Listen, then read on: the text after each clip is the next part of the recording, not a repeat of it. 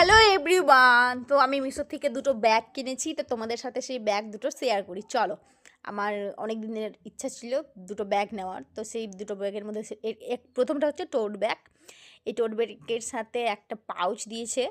পাউচটা খুব কিউট না, মা ক্যাট ড্র করা।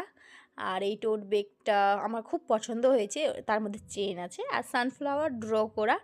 আর খুব একটা হিজিবিজি নেই, আমি খুব একটা হিজিবিজি নেইনি। আর দামও খুব অ্যাফোর্ডেবল, খুব ভালো কোয়ালিটি নিয়ে কোনো কথা হবে না।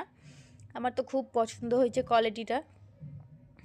আর নেক্সট ওয়ান হচ্ছে একটা খুব পছন্দের আমার একটা ব্যাগ, অনেক দিন থেকে ইচ্ছা ছিল এই ব্যাগটা নেওয়ার।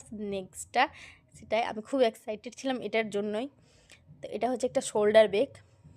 এই ব্যাগটা সাবানাতে অনেক প্রাইস আর মিশোতে খুব কম।